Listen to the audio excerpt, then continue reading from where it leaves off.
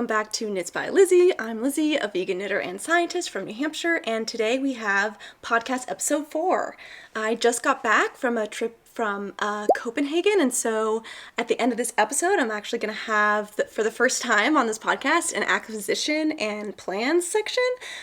So if you are interested in seeing what I bought in Copenhagen, stick around till the end, and I think after I go over what I bought, I'll do just like a little bit of a knit and chat and tell you guys about the trip. I did film a tiny little vlog about it, which I'll link here if you're interested in watching that, but I didn't do any sort of voiceovers or anything. It's just just some like fun clips I took. So yeah, I think I'll chat a little bit about how the trip went if you're interested in that, but that'll be at the very end. Before that, we have a finished object today, which I'm really excited about, which is the Billie Pullover, and then I'll give you an update on my Monday sweater. So if any of that interests you, please feel free to stick around and join us as we chat about some knitting. So before I get into what I've been working on lately, I also want to quickly mention what I'm wearing. So this is the April cardigan by Petite Knit, and this is a really nice tailored and semi-cropped cardigan that is pretty popular Petite Knit pattern, and I really enjoyed knitting this. I knitted up pretty quickly, and it's on a DK weight gauge. It calls for a merino and a mohair held together, a fingering weight merino and then a lace weight mohair held together, I believe. But as I said, I'm a vegan knitter, so I don't knit with mohair or merino, and so I chose to knit this in Barocco Comfort in the color Sage. And so Comfort is a blend of several different fibers, which I'll put on the screen here. And so I just knit this in one strand of a DK weight yarn. I really love how this fits, so much so that I am planning on knitting a second one, and I chatted about that in my fall knitting plans video. But even though I absolutely love this cardigan, the green color is not as easy to wear as I'm more neutral, so I want to knit this in a neutral color. I also knit the size extra small, which I believe my bust circumference called for small, but I wanted a little bit more of a fitted look, and I had some gauge issues, so I think my gauge was a little bit bigger than what Petite Knit's gauge is, and so I was worried that if I knit the size that I was supposed to be knitting, that I wouldn't get the size that I wanted, and so I went down a size. So this is fairly fitted, like hardly any positive ease, and so in the second in the second garment that I want to knit, I'm going to go up a size and knit a size small instead of an extra small. But this one is an extra small, and I knit it in Barocco Comfort in the color Sage Green. Oh, I also wanted to mention on this, so this pattern also calls for a double knit button band, and it was the first time that I had done one, and so I ended up watching a few videos on YouTube on how to knit a double knit button band, and I looked at, it was, I believe, Handmade by Florence has a video on how to do a double knit button band for one of her patterns, but she has like a public tutorial about it, which you can apply to a lot of other patterns. And then also Katova Kika, who's Veronica Lindbergh, she also has kind of a similar thing where she has a tutorial on how to make a double knit button band for some other pattern, but then you can use it for patterns that call for double knit button band. So for me, the first time knitting it, I followed those and it helped a lot. So I think I'm gonna link those down below. So if you have never knit a double knit button band and find it intimidating, I really highly recommend those videos. And also, it's not as bad as you think. When I was going in, I was thinking like, oh my god, this is gonna take me forever. Everyone complains about how long it takes to make one.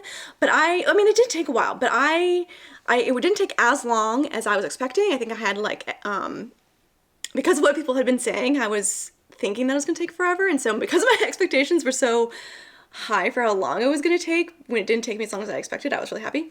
And I actually enjoyed the process. Like, watching this like squishy thing appear was really fun, and I think this was also the first cardigan I had made. Yeah, I think this was the first cardigan too, so it was my first time actually like needing to get buttons, and so I just went to like Joann Fabrics or something and got these buttons for really, really cheap, you know, like just like a few cents a button. And then I pulled the yarn apart so that you're not sewing it down with like a full DK weight width of yarn. And so I pulled the yarn apart and then use like one of the, I guess you call it a ply, one of the plies in order to sew it down so that you have a sewn button using the actual yarn that I knit the sweater with. So that worked really well. So yeah, that's some other little tidbits about this sweater. Now let's get into the finished object. So I know you guys were all on the edge of your seats, but I actually completed the Billie Pullover in time. So it's hard, it doesn't even like fit in this frame. But here it is, the completed Billie Pullover.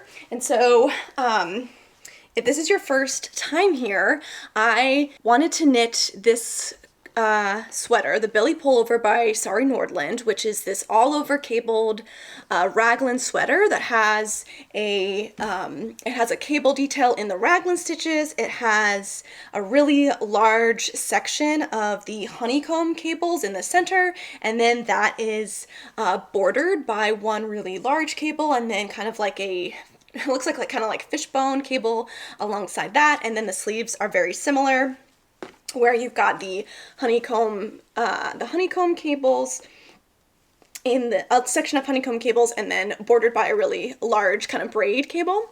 And I knit this for my boyfriend because he was going to Europe for a work trip. It was in Copenhagen, that's what I just got back from. And so I cast this on July 11th with the goal of knitting this for his trip. However, a couple podcast episodes ago, I thought that it wasn't gonna happen, and I was okay with that, like it was just gonna become a fall sweater that he was gonna use other times, but I think like a part of me was also a little stubborn that like I had cast this on intending to make it for his trip, and I wanted that to still happen, even though I wasn't gonna like kill myself to make it happen.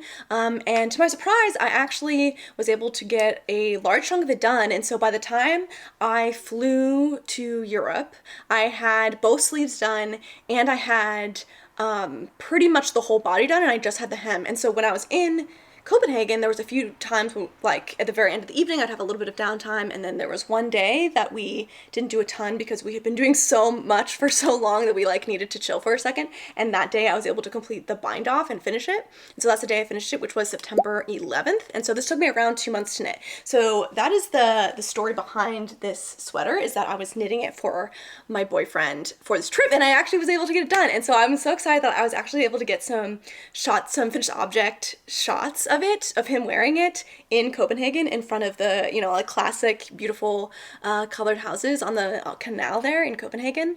And so that was really exciting. So some other details about this finished object is that I cast on size 4 for him. He is about 6 feet, and his bust circumference is around 100 centimeters, and so that was the size I cast on.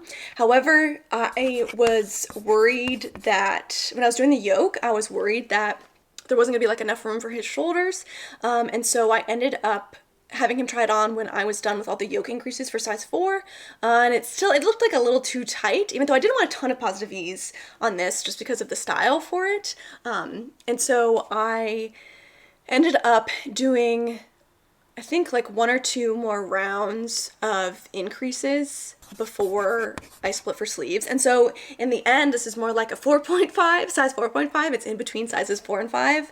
And then I just cast on the number of stitches underneath the underarm for size 4. So I just had like some extra length in the yoke depth because I kept going, and then there's a few extra stitches on the body and each sleeve compared to size 4.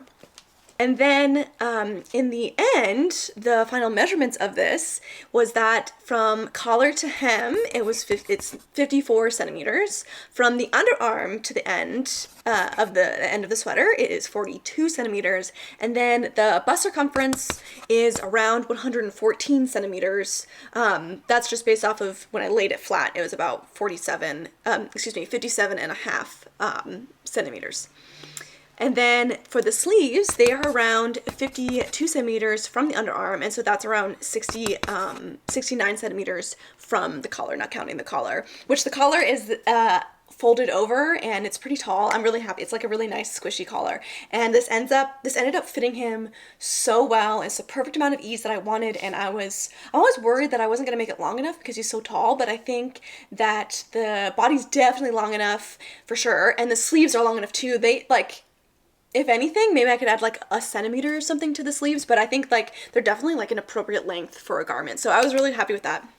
And I knit this in Hobby Amigo XL, which is a high bulk acrylic, which I think that means that they like blow through it. I really need to look that up. I actually don't know. Don't know what that means, but that's what it's labeled as, is a high bulk acrylic. And this is a worsted weight acrylic. So I have used Hobby Amigo a lot. It's one of my favorite acrylic yarns, which is a DK weight acrylic from Hobby. And so Hobby Amigo XL is just twice the weight of, or like a larger weight of Amigo. And so it's a worsted weight acrylic, and it is the same meters per grams as Cascade 220, which is what this pattern calls for, and so that swap worked really well.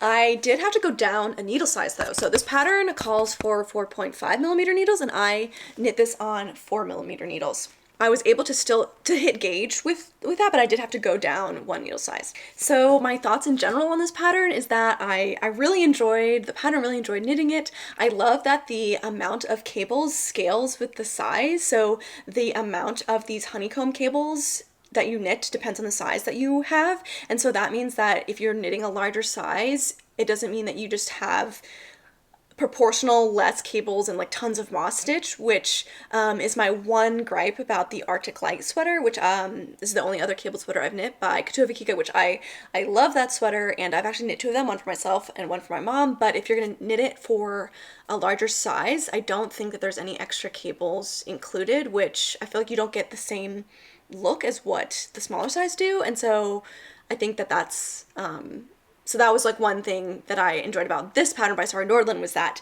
you can increase the number of the honeycombs, and so then you've got more of the front and back, more of the sweater is covered with cables even in the larger sizes. So yeah, I really liked that when I was knitting this larger size for my boyfriend, that the sweater still had the same like density of cables.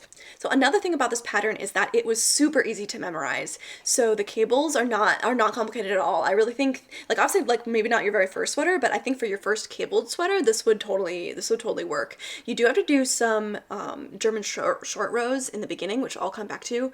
But so there's some German short rows with cabling, but if I remember correctly, you're never like cabling on a wrong side row. You're only cabling on a right side row. So in terms of like doing the cables, there's nothing more complicated in terms of doing the German short rows and cabling and doing the main body and cabling.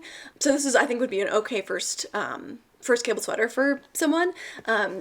And you're doing a lot of the same like pattern repeat over and over again, and so it's really easy to memorize. Like, you just have the braid cables, the kind of like fishbone cable, and then the honeycomb cables. And so if you memorize how to do that and like what rate they're happening, you're good. Like, I didn't have to look at the chart definitely not past the yoke, and even in the yoke, once I got all the cables established and was just like increasing on the mass section, I didn't look at the charts anymore. I just kind of like kept increasing until I was supposed to.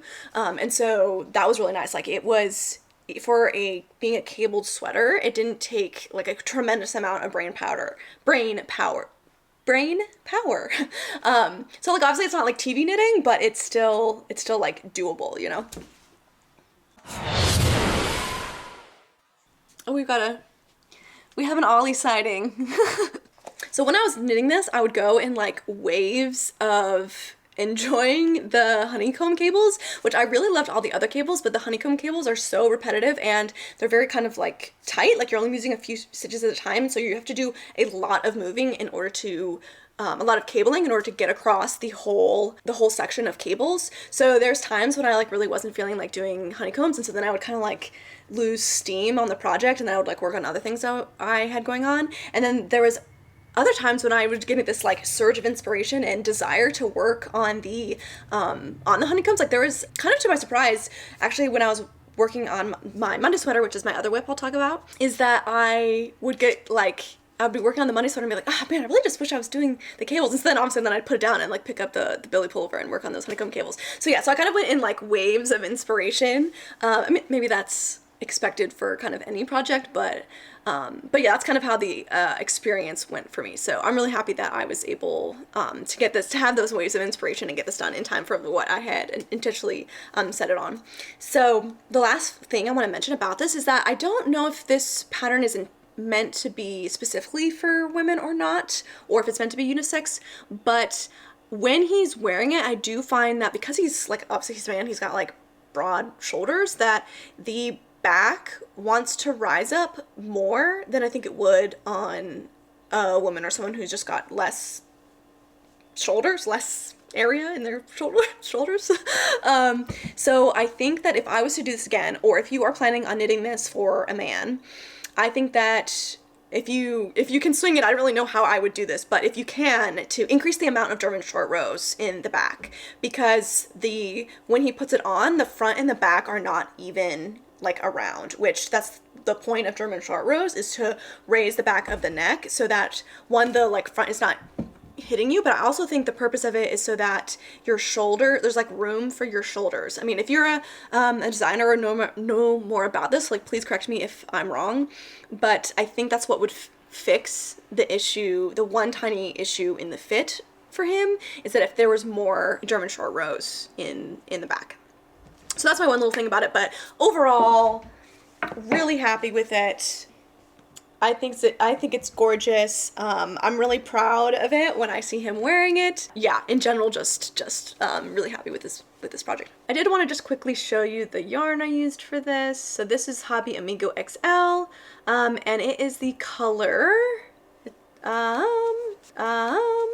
it's color number 8. So I think this is like called Gray Melange or something like that. But it's just kind of a light gray, which he said he really likes the color, so that all worked out. Okay, so next up is my Monday sweater by Petite Knit. So this is a raglan sweater, a basic raglan sweater by Petite Knit that I am knitting for the apple picking cal that Emily Curtis is hosting, which is an informal cal over on Instagram, where the theme is basically just knit a sweater that you're gonna wear apple picking. And I am almost done with it, and I'm actually hoping to go apple picking next week, a week from now, and so I am really hoping to finish it this coming week. But I will first give you just like a few more basic details in the pattern. So this calls for a merino and a lace weight mohair held together, knitted at a DK weight gauge on 4mm needles. And so I'm using 4mm needles, but I am using a single strand of DK weight yarn, and I am using Stylecraft Highland Heathers DK in the color Thrift. And so I, being a purple lover, found this yarn online, ordered it, and was really just looking for a basic raglan sweater to show off this beautiful yarn. And so I finally landed on the Monday sweater. And so that is what I'm making for the cal. So since last time, I was working on the body, and I was like 17 centimeters into the body, and since last time I have actually finished the body and the hem, and I have started on the the first sleeve, and I'm almost done with the first sleeve. So this is why I think that I can finish this this coming week and go apple picking this weekend, and fulfill the purpose of this sweater. So I am really excited about this, and I'll give you guys some footage of me wearing it so you can see how the body ended up fitting. Since there was, if you've been with here a while, there was a bit of a saga with the gauge. So I thought that when I first started this, I thought that I had a way looser gauge, and so I was knitting size 1 but wanting to make a way smaller sweater than size 1, because even if I was on gauge, I wanted a smaller sweater than size 1, because I just didn't want as much positive ease as the pattern calls for. What ended up happening is that I cast on for size 1, and then partway through tried it on and realized that it was fitting kind of how it was supposed to, and then remeasured my gauge instead of in the swatch, like in the actual garment, and I was totally on gauge. And so I was having a big difference between my gauge gauge in my knitted back and forth swatch and knitting in the round. So do your gauges properly, learn from my mistake. And so then I was able to essentially finish the yoke as called for in the pattern, but I still didn't do quite as many increases as called for because, like I said, I didn't want a full 20 centimeters of positive ease. I wanted more like 15. Yeah, that's the story behind the process of knitting this sweater. So I ended up with about 25 centimeters in the body from the underarm before I started the hem. Yeah, the hem is about 6 centimeters, and then I just did an Italian bind off. I decided not to do the double knitting setup rows as I didn't want it to cinch in quite so much. So I am planning on doing the double knitting in the, we got another kitty here. I think I am going to be doing the double knitting before the Italian bind off for the sleeves, because I think that it's nice when sleeves kind of like cinch in and stay in their place, but I don't think not really going for like a really cinched in look for the main area of the whole sweater. So another thing about this sleeve is that I must have done something strange when I was picking up for starting the sleeve, because, which is like, with a raglan, I don't really know what mistake you can make, but I was doing the thing where you pick up extra stitches in the underarm and then do some knit twos together in order to like close up that hole that can form in raglans when you pick up for the sleeves. And so I was doing that. I must have just done my math wrong, because when I got to the second to last decrease that the pattern calls for, I was already at 4 less stitches than what I should be at the final stitch count for the sleeve. So after you've done all of the decreases, let's just say I'll just pick a random number for the sake of argument, for the sake of discussion. We're not having an argument. For the sake of discussion, let's just say it's 100 stitches that you're supposed to be after all of the decreases. When I was at the second to last decrease, I was at, say, 96. So somewhere in there, by the time I wasn't even done with all the decreases, had already had less stitches than I was supposed to. So what I ended up doing is, once I had counted those stitches and realized that I had less than I was supposed to, I decided that I was just going to keep going and not do the last decrease, but I wasn't going to go all the way back. Like, I wasn't going to rip anything back. So I didn't do the very last decrease, and I just did more stockinette. Since when I was trying it on, the sleeve circumference seemed fine to me, so it wasn't like it was really tight and I needed those extra stitches back. So I just decided to stop at the second to last decrease set and not do another decrease round. And I also did way more stockinette than what the pattern calls for, since the pattern calls for, which I didn't realize when I was looking at the photos, that the pattern calls for a really long cuff. And I don't want a really long cuff. I mean, I'm going to knit a longer than I usually knit cuff, but not as long as she calls for.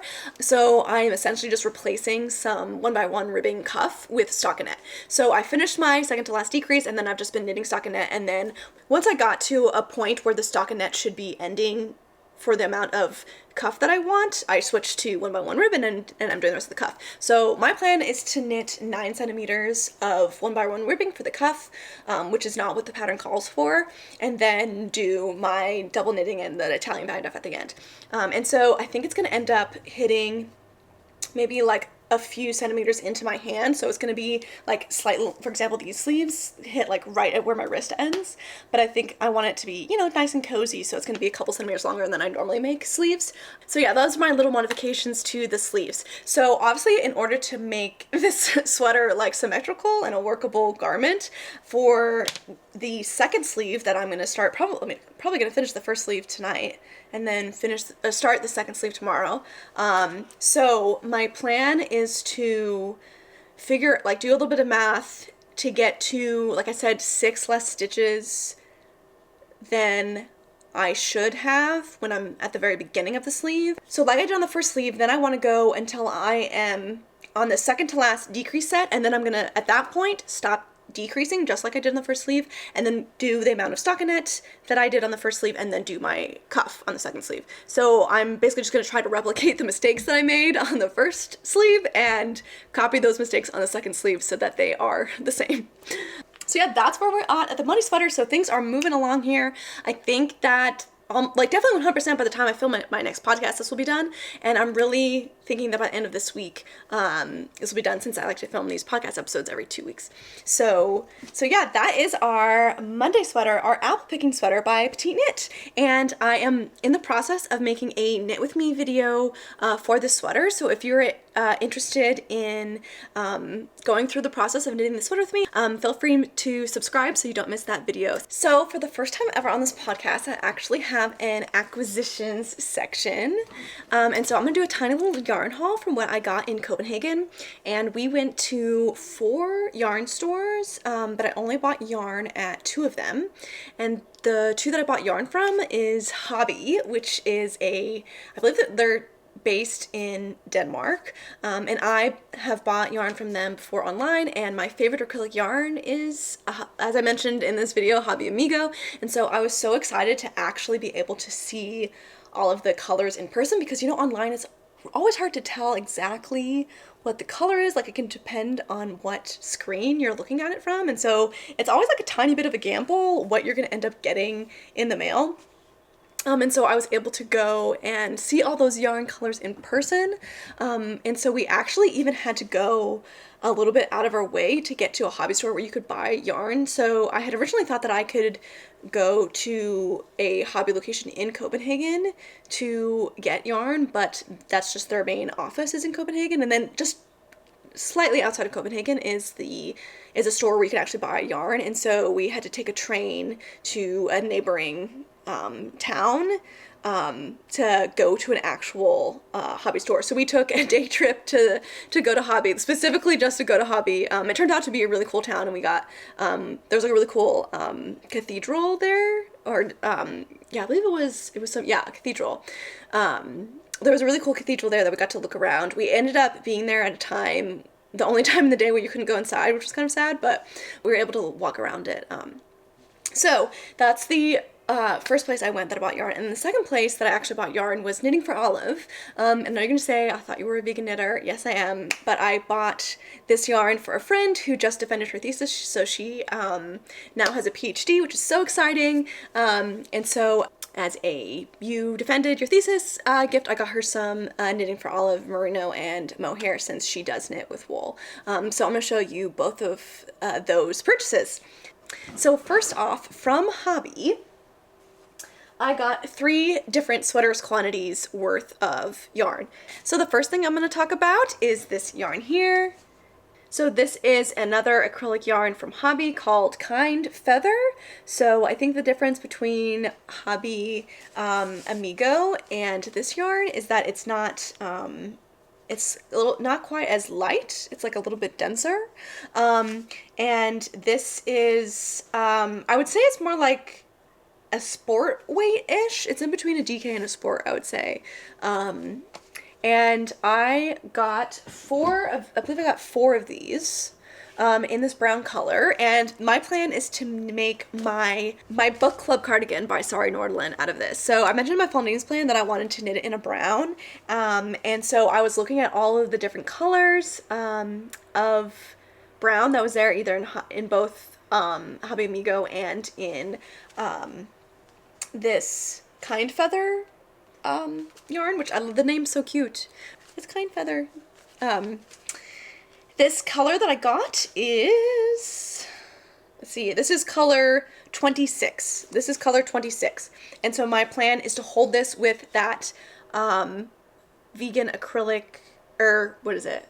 The vegan polyester mohair that I discussed in my fall knittings plans. So I ordered online some brown mohair to hold with this for the book club cardigan. And I think I'm probably just going to change, like if I don't get gauge with this yarn on her suggested needle size, I'm just going to, like I really want to use this yarn for that pattern. I'm just going to change needle sizes until it works, basically. So that is what this yarn is for. And then the next, so this is Fluffy Day from Hobby, obviously, and this is another acrylic yarn that is really like, it's got a lot of fluff coming up. That's why it's called Fluffy Day. It's got a little fluff. So that is like the fluff coming off of it. And when I first used this, I knit cardigan number 9.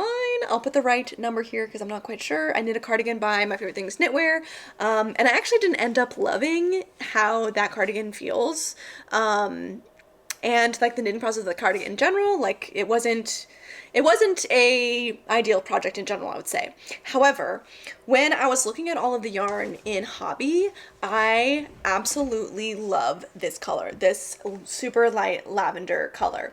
And I was feeling the swatches that they had there. So for every single yarn, they would have a really big swatch knitted from each yarn so that you could see what it feels like. And I was feeling the stockinette, and I think that the lace cardigan that I made with My Everything's Knitwear, it's just like it wasn't the right yarn, basically. So I think that if I make, I'm thinking a cardigan actually, if I make a cardigan out of this yarn that's just stockinette, and I think on a really big needle size, like maybe even over 6 millimeters, a really big needle size, so it's like nice and open and airy, I think that I'm gonna end up liking it a lot better. But mainly it's just like this color is so cute. So I don't have any like super, well, you want to be able to see the cute cat. I don't have any super strong plans for this other than probably a cardigan, but I don't have like a pattern in mind. So if you know any like really big gauged cardigans, stockinette cardigans that you like, please leave some suggestions down below. But I just fell in love with the color and I had to get it. So I got 3 skeins of this. There's a lot of meters in each, 285 meters in each skein. So I think that on a really big gauge, I think I can make that work for my size. So the most exciting thing that I got, because of what I'm going to use this for, is that I got some Hobby Amigo, of course, and I got the color, I think this is called Anthracite, so this is color 11, and depending on the lighting, it looks either green or gray, almost like black. So it's a very interesting color. And this is definitely a situation where, based off of what it looks like online, I don't think I ever would have bought this, but looking at the color in the store, I really liked it. So I was debating, I told myself I was only gonna get like 1 sweater's quantity of Amigo while I was there. Because you have to have a limit at some point. I was debating between getting this color and then like a dark kind of heathered blue, but I landed on this one, and so I ended up getting 7. Hi, honey. So I ended up getting 7 skeins of this, which I knit my Oslo sweater out of Hobby Amigo, and I originally bought 7 skeins and didn't even use it all. So now I know I'm going to be set. So my plan for this yarn is to use it for a test knit. So I got accepted to participate in a test knit by Gregoria Fibers, and this is my first test knit ever, so I am super excited to be involved. And this is for the Anise sweater by Gregoria Fibers, which is going to be the sweater partner to the Anise tee, which is already released by her, and so I will be knitting the very first size for that, so I'm really excited. The test knit deadline is fairly tight, so it's 4 weeks, but I am pretty confident that I can knit it in that amount of time. Since it usually takes me about 3 weeks to knit a sweater, and if I'm motivated by the fact that there's a test knit, I really think that I can get it done in time. So that's why I decided to sign myself up. So my plan is to use this and hold it with a black mohair, the Lamy Yarn Soft Sensations, and because of the fact that this yarn, it kind of ranges between like a green gray, a dark green, and a dark, really dark gray, and so I think that with the mohair, it's going to be really cool marling effect. However, I have an issue. So I ordered this yarn like 4 or 5 days ago, and the initial delivery date was yesterday, but it has now been updated to your delivery date will be updated as soon as possible. So I don't even have a date. So normally I wouldn't care, but there is a 4-week deadline on this sweater. So I really need this yarn because I don't want to knit it in just Hobby Amigo. I want the fluff from the mohair. So my plan is that if my yarn is not going to be here by this coming Wednesday, so if it's not here by a week from when I ordered it, and I need at least 3 weeks to knit the sweater, is that I'm going to hold it with this mohair that I already have, Lamy Yarn Soft Sensation, this acrylic polyester mohair from Lamy Yarns. And it's going to be marled still, but it's just going to be like a different type of marling. So I haven't swatched or anything yet, but I think I will swatch pretty soon, depending on what happens with the delivery. So obviously I would ideally love to make this in the black that I had originally ordered, but the test knit must go on. So I'm going to use this gray mohair, I think, if that doesn't happen, and then I'll just have to order more gray mohair. Oh no, that was my plan. So the reason why I have this yarn is because I was going to hold it with a really dark gray fingering weight yarn to make a second April cardigan in actually using a fingering and a lace weight mohair, which is what the pattern calls for. So what I'm going to do instead is just use the black mohair that I've ordered and knit my April cardigan with that, because I think it'll still pair really well with the dark gray that I originally planned. So I think it's just, I think that either the gray or the black would work for both those projects. So because this has a deadline, I might just like switch it around and have a darker April cardigan than I was expecting and a lighter Anise sweater than I was expecting. So yeah, if you want to get continue to have some updates on as the Anise sweater testing goes, I'm gonna be updating my Instagram with the process of the test knit. So you can follow me at Knits by Lizzy on Instagram if you want to see more with that. So that's the last thing that I got from Hobby, and then I'm gonna go grab my Knitting for Olive and show you what I got from there. So what I got from Knitting for Olive for my friend is 5 skeins each of the soft silk mohair and merino for just, I don't know what sweater she's gonna make with it, but I just got a sweater's quantity for her size. And so I got deep petroleum blue mohair and dusty petroleum, excuse me, this is merino, deep petroleum blue, there we go, and dusty petroleum blue mohair to hold together. And so I, when I gave her her present, I like made a card for her to say what I was going to get her and then just tell her to pick out some colors before I went. And so I had a list of options, and this was her first choice. So I was excited that they had the colors, but I think they have literally every single Knitting for Olive color in stock at their store, it seemed like to me. So that, I'm excited that really worked out. But yeah, it's really soft, and it was a fun store to go into, so we're gonna, I'm gonna give those to her as a gift, and I'll give it to her by the time this podcast comes out, so no spoilers have already happened, and so that was the final yarn purchase that I bought. But I did actually buy some buttons. So on one of the first days that we were there, we just like happened upon this little knitting festival that was going on, and like didn't know it was there, just literally stumbled upon it, and there was like 5 different floors of vendors selling things, and so I was able to find some super cute buttons. Okay, if the frame seems different, I had to stop and empty my memory card. But I was showing you guys the buttons that I got at that festival that we just stumbled upon to, and so I want to show those. Also, disregard the meows. My cat is begging to eat my other cat's food, which she's not allowed to do. She got her own dinner. So they had tons of vendors selling yarn and other sorts of things that you use for knitting, and obviously I wasn't interested in buying any of the yarn because it was all wool, but they had adorable buttons and other sort of notions. So I got 2 different types of buttons. Let's see, I try to do the...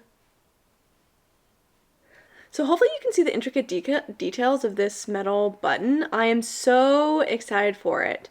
You know what? I am just thinking now I might put it on my book club cardigan, but we'll have to see what it looks like with the yarn.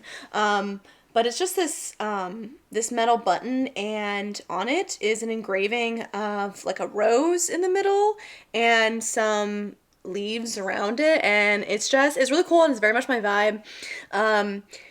And I think I got, let's see, I've got my little bag here. How many of these did I end up getting? 5 maybe? 1, 2, 3, 4, 5. Yeah, so I ended up getting 5 of these because they're kind of big, so I figured that they would be maybe spaced out a little bit more, was my thinking, because I actually don't know what pattern I'm going to use them for. But the women that were they're selling these buttons. I was talking to them actually about this cardigan here because sometimes when I close it, it gets kind of like cinched in.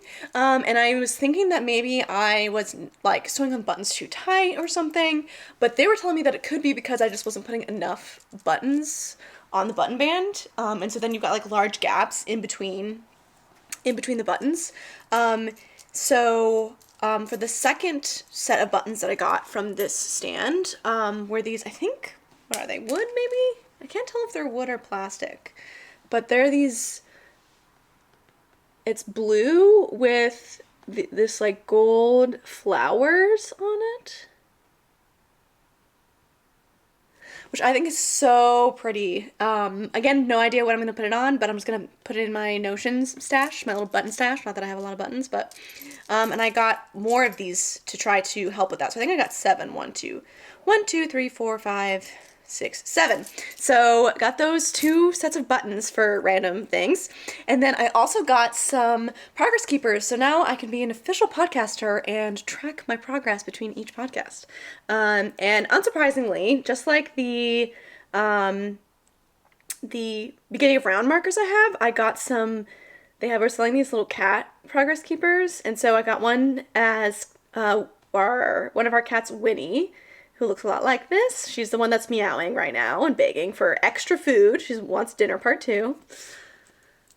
And then this is the other cat whose food she wants to eat. This is Ollie. So I think maybe you've actually seen them in this episode. But yes, I got these 2 progress keepers to match my cats, and I'm gonna use them.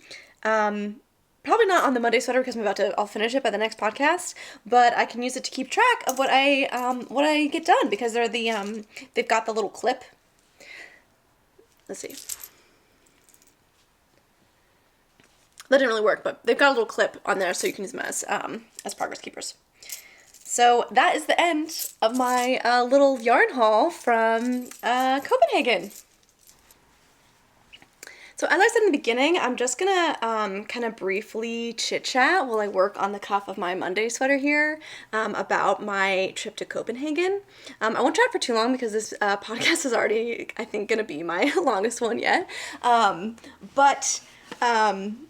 But yeah, I was in Copenhagen for about a week, and I met my boyfriend there who was already there for a work function. So I met him at the end of his work function, and then we did some just like vacationing in Copenhagen. And I, of course, was really excited to go there because of the knitting culture.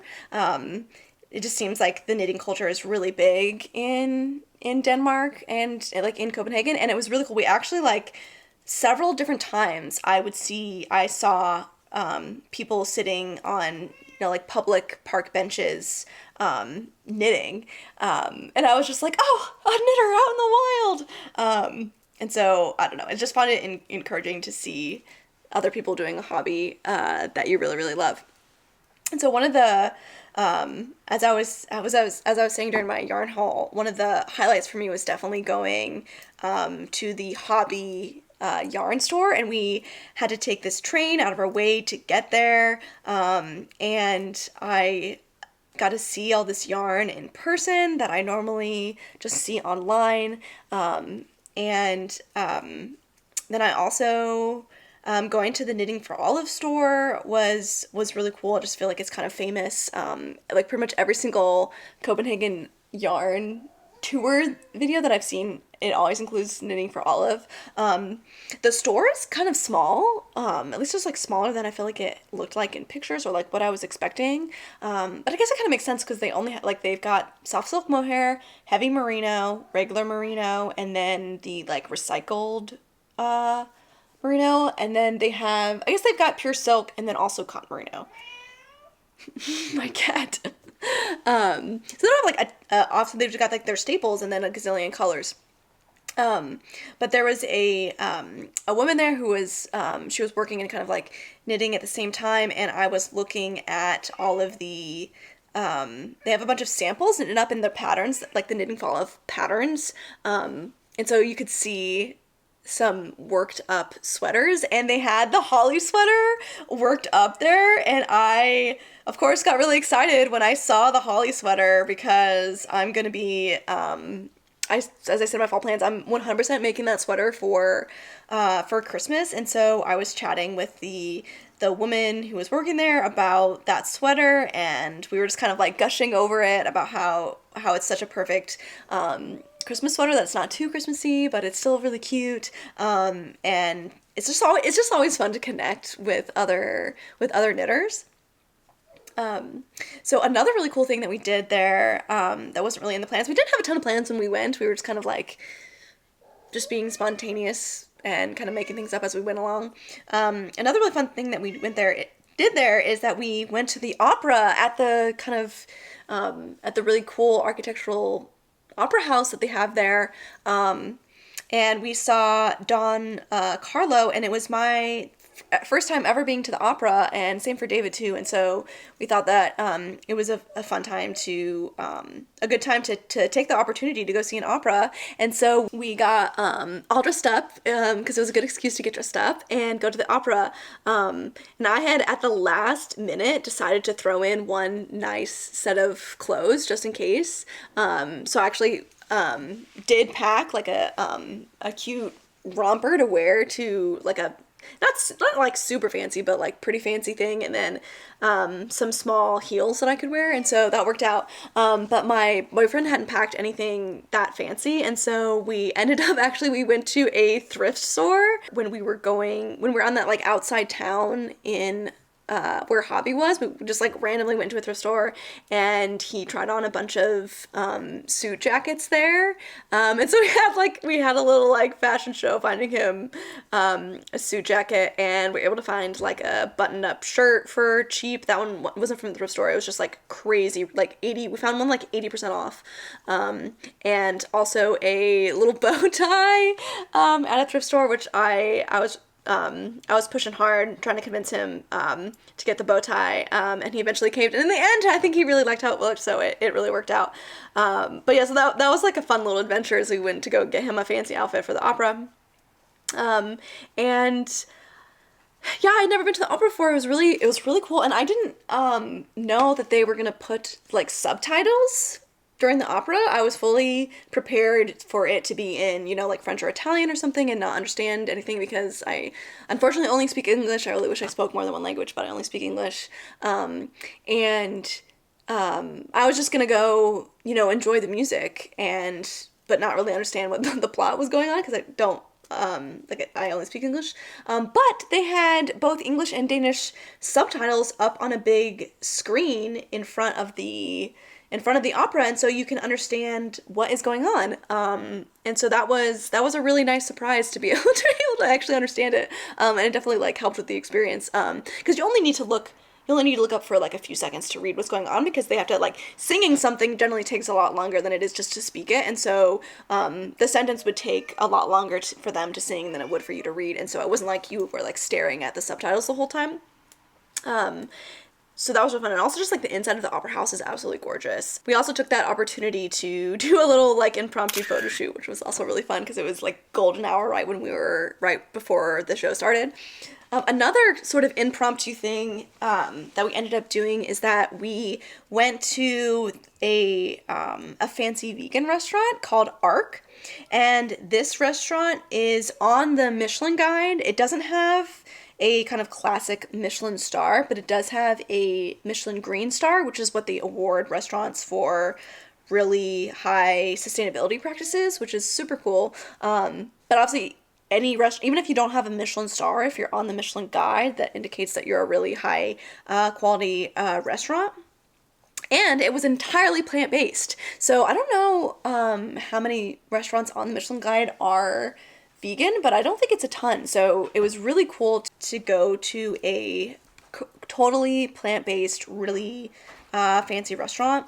And so it was 9 courses, and they were all really interesting, and the whole experience was so fun and totally worth it.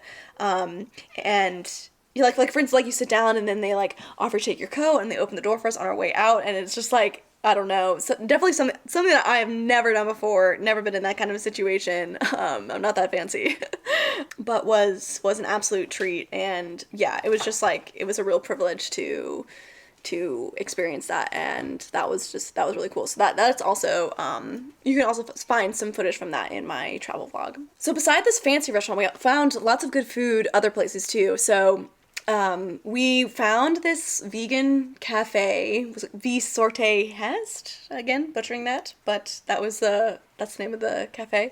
That had, it was all vegan, and they had these cakes and amazing pastries, and most of all, they had a vegan schnitzel sandwich. And before I went vegan, long time ago, back when I was in high school, my family used to go to this soup house that also sold sandwiches, and we'd go there I think it was like every Friday or something for a long time. And so it was like I would get done with cross country practice. I ran cross country and track in high school and in college, and so I'd get done with cross country and would just be absolutely starving, and we would go to this soup house, and I would get a schnitzel sandwich every single time and just like destroy it. Loved them so much, and I haven't had a schnitzel sandwich since I've been vegan, and this schnitzel sandwich 100% tasted like the schnitzel sandwich that I had in high school. Again, that's like 10 years ago, so over 10 years ago, so maybe it's a memory thing, but it was like definitely satisfying that memory for me, and honestly was like one of the highlights of the trip was like finding that schnitzel sandwich. We also went several times to a kind of cafeteria style restaurant where you get several dishes, and like you have a lot to choose from, then you get several dishes onto your plate, and then you can come back for seconds. And we just really loved the atmosphere of that place. So it was one of the most affordable places, because in general, I will say, like, one down thing about Copenhagen was that the restaurant food was so expensive, way more expensive than even like New York City. I don't know if it's like it has to do with the conversion rate between US dollars and Danish kroner, but yeah, it was really, really expensive. But this place, this little cafeteria style restaurant that we found, was very affordable, and we went 3 different times because they would change the menu like every day or something. It was like we were there for a week and we went 3 different times. And they had kind of like picnic table style seating inside, and so you would end up, if it was really busy, you could like sit next to someone that you didn't know. And so it was very like community based, which is always super cool to see, and it was, a great atmosphere. Felt a lot more local than most of the other places that we went, like, some of the other places that we went to maybe were more touristy. That was another thing that we really loved to do. So yeah, in general, we had just a really good time in Copenhagen. I think by the end of the trip, we were ready to come home just because it was a very full 6 days.